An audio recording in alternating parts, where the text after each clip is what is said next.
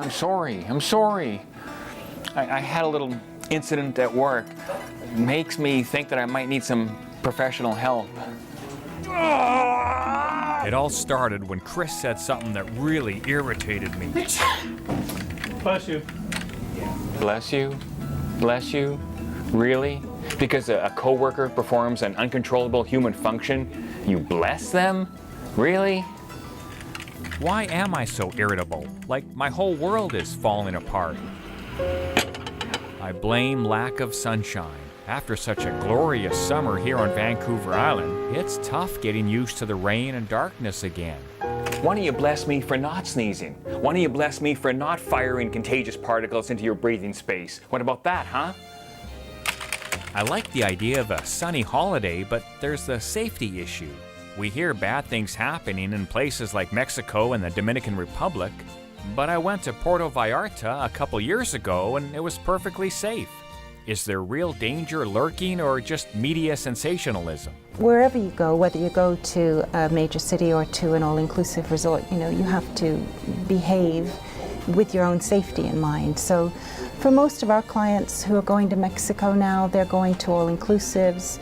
They're maybe going onto the beach, going to the market, doing a little bit of shopping, but they're not exposed to a lot of the dangers that have become really well known in the press. The best rule of thumb is don't do anything on holidays that you wouldn't do at home. So Mexico is somewhere that we do see in the news quite often.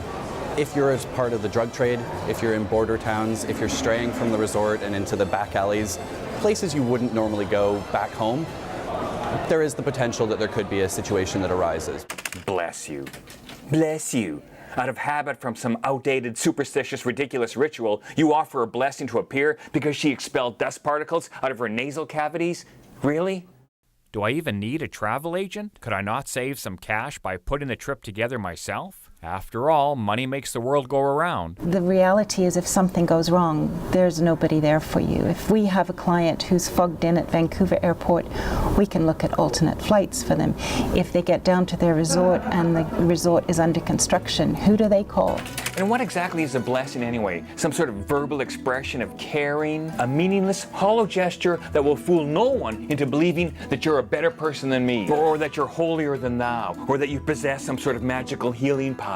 Ooh. What about driving across the border for a cheaper flight? Leave out of Bellingham or Seattle. On the surface, the ticket cost of the flight will be less from Seattle, but we want to compare that with the cost of fuel, either the ferry over to Vancouver or the ferry down into Washington State, your overnight hotels before and after in order to meet your flight morning or afternoon arrivals, also the cost of meals. So I take a look at the entirety of the trip. So stop this ridiculous bless you charade, a Pavlovian gesture that insults my intelligence and does nothing for your social status or spiritual ego.